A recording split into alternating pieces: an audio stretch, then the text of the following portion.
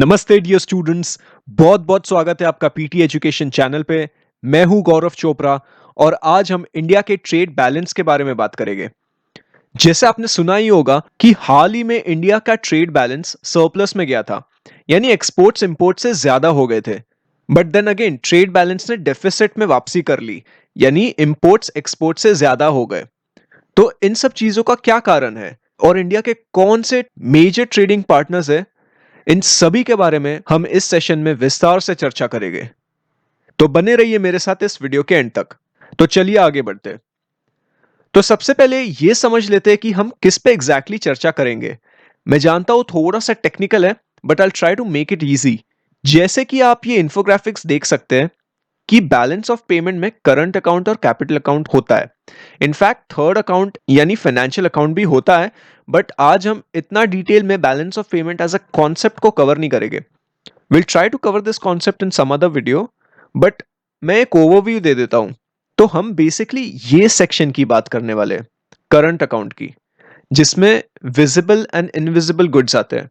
Visible goods में crude oil, cars, mobiles, computers, gold वगैरह ये सब चीजें आते हैं। एंड इनविजिबल्स में सर्विसेज, इनकम्स एंड ट्रांसफर्स आता है।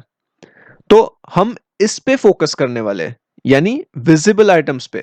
बैलेंस ऑफ ट्रेड इसके रेफरेंस में समझा जाता है। तो इसके अगर एक्सपोर्ट्स इंपोर्ट से ज्यादा होते हैं तो इसे ट्रेड सरप्लस कहा जाता है। एंड अगर इंपोर्ट्स एक्सपोर्ट से ज्यादा हो गए किसी भी कंट्री के, तो उसे ट्रेड डेफिसिट कहा जाता है। अब आते हैं इंडिया के टॉप ट्रेडिंग पार्टनर्स पे। मैंने ये स्लाइड्स थियरी रेफरेंस के पर्सपेक्टिव से लगा दी है, आप इसे पॉज करके जरूर पढ़ लीजिएगा। हम इसे एक ग्राफ के थ्रू समझेंगे। अब अगर हम इंडिया के टॉप 10 ट्रेडिंग पार्टनर्स की बात करें तो उसमें से 9 कंट्रीज के साथ ट्रेड डेफिसिट है। एंड जो बची एक कंट्री है यानी यूएस, उसके साथ इंडिया का ट्रेड सरप्लस है, करीब $17.42 बिलियन का। अगर हम फाइनेंशियल ईयर 2019-20 की बात करें तो फाइनेंशियल ईयर 2018-19 में इंडिया का यूएस के साथ $16.85 बिलियन का ट्रेड सरप्लस था। तो रिलेटिव बेसिस पे ये ईयर ऑन ईयर इंडिया का ट्रेड बैलेंस यानी ट्रेड सरप्लस यूएस के साथ 3.38% से बढ़ा है। मैंने एक ग्राफ में सिर्फ वही ट्रेडिंग पार्टनर्स डाले हैं जिसमें से इंडिया का इन कंट्रीज से ट्रेड डेफिसिट है। India has been running a trade deficits with these countries. पिछले साल के मुकाबले चाइना के साथ ट्रेड डेफिसिट कम हुआ है करीब 9% से। फाइनेंशियल ईयर 2018-19 में $53.56 बिलियन का ट्रेड डेफिसिट था।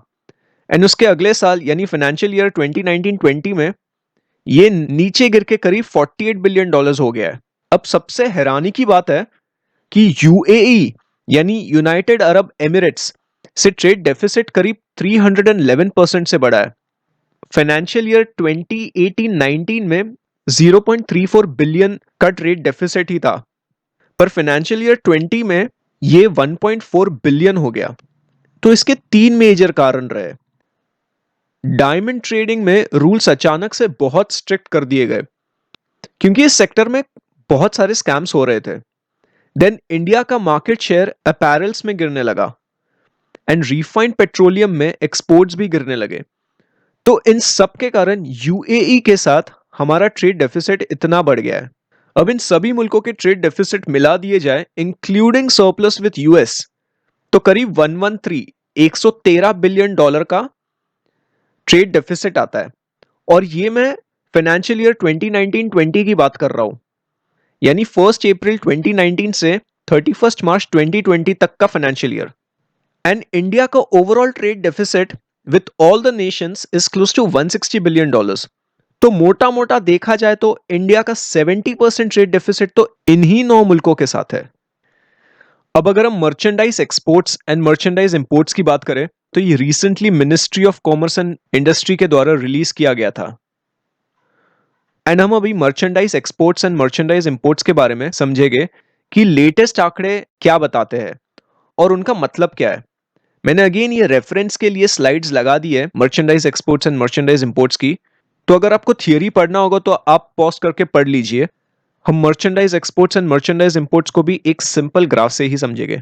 इंडिया के एक्सपोर्ट्स ने एक इंप्रूवमेंट दिखाई है जुलाई के महीने में। जो कि करीब 23.64 बिलियन डॉलर्स था। जून में ये 21.91 बिलियन डॉलर था। तो करीब 8% से एक्सपोर्ट्स बढ़ा है पिछले महीने के मुकाबले। इसका सबसे बड़ा कारण निकल के आता है कि इंजीनियरिंग गुड्स में इंप्रूवमेंट आई है, करीब 8.5% की on year basis. In fact essential goods यानी agricultural commodities, ores and pharmaceuticals, इसमें एक अच्छी बढ़ोतरी देखने मिली है। कंजम्पशन रिलेटेड आइटम्स जैसे gems, jewellery, readymade garments and electronic goods, इनके एक्सपोर्ट्स ऑन ईयर बेसिस गिरे हैं। जेम्स एंड ज्वेलरी में 50% की गिरावट ऑन ईयर बेसिस आई है। रेडीमेड गारमेंट्स में 22% एंड इलेक्ट्रॉनिक गुड्स में 17% की गिरावट देखने मिली है, अगेन ऑन ईयर बेसिस। अगर हम पेट्रोलियम प्रोडक्ट्स की बात करें तो ये भी जुलाई के महीने में करीब 51% से गिरे हैं। अगेन लास्ट ईयर के जुलाई में एक्सपोर्ट्स करीब 26.33 बिलियन डॉलर्स थे एंड इस मंथ करीब 23.64 बिलियन डॉलर्स है। तो इसका मतलब धीरे धीरे नॉर्मलसी की तरफ एक्सपोर्ट्स बढ़ रहे हैं। एंड दिसंबर जैन फेब के एवरेज एक्सपोर्ट्स से अगर हम कंपेयर करें तो ये अपने 88% के लेवल पे है। इस रिकवरी का मेजर कारण है कि बहुत सारी कंट्रीज ने लॉकडाउन रिलैक्स कर दिए हैं, तो इंटरनेशनल ट्रेड एक तरीके से रेज्यूम होने के रास्ते पे है। ऐसा इस चार्ट में साफ साफ दिख रहा है।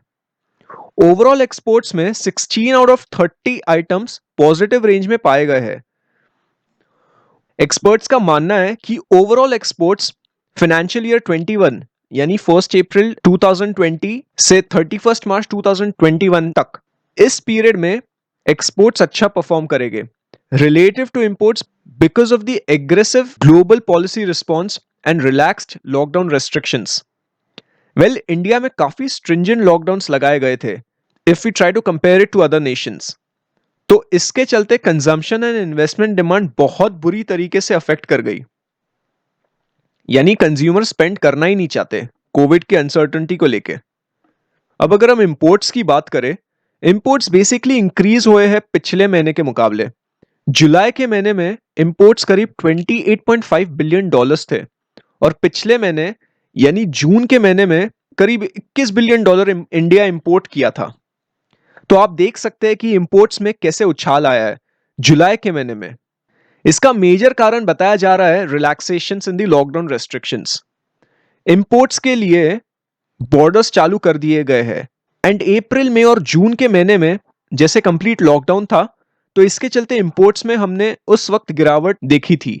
जुलाई में लॉकडाउन इतने स्ट्रिक्ट नहीं थे, यानी कंप्लीट नेशन वाइड लॉकडाउन नहीं था, तो इसके चलते इंपोर्ट्स बढ़े हैं और कंज्यूमर के द्वारा जो स्पेंडिंग बिहेवियर में चेंजेस देखने मिला था लॉकडाउन के महीनों में, यानी एक फियर सा था, तो ओवरऑल डिमांड कम हो गई थी। अब लॉकडाउन के रिलैक्सेशंस के बाद जो डिमांड दबी हुई थी वो वापस लौट के आ रही है। इसी को पेंट अप डिमांड कहते हैं। So the rebound in imports were majorly due to the pent up demand as lockdown restrictions were eased out or relaxed in the month of July. Still imports बहुत कम ही रहे अगर हम दिसंबर Jan Feb के average number से compare करें तो, which was pre-COVID period. It is approximately 70% less of what it was during that period. जुलाई में oil imports on an year basis 32% से डिक्लाइन कर गए।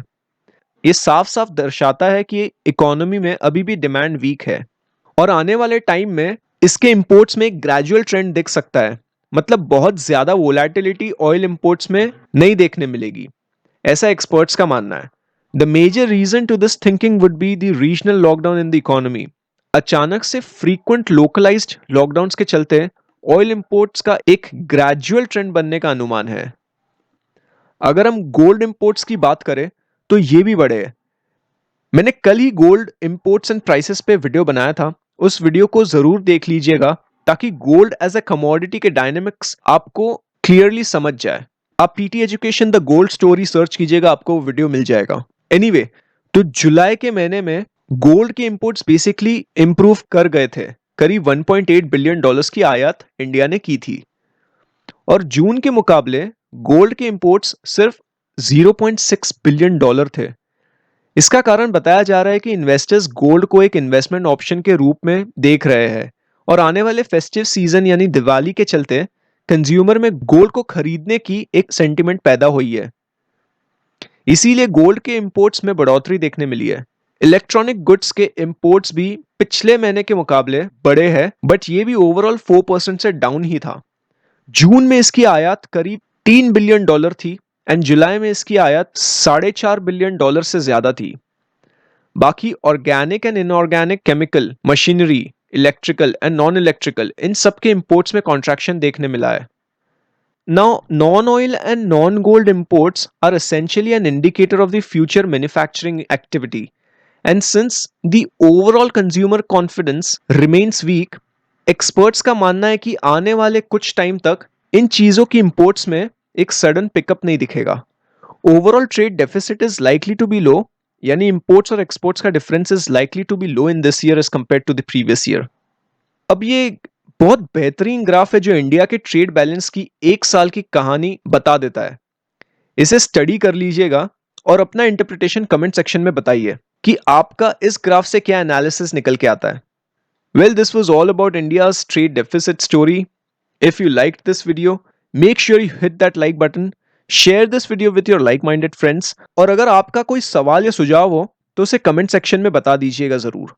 और जाने से पहले कमेंट में ये भी लिख दो कि what do you think India's trade deficit is going to be in the coming future. Let me know your views in the comment section down below. We now come to an end to this session. Here are some useful resources for you from PT Family. Make use of these. उम्मीद करता हूं ये session आपको पसंद आया होगा। नमस्ते, जय हिंद।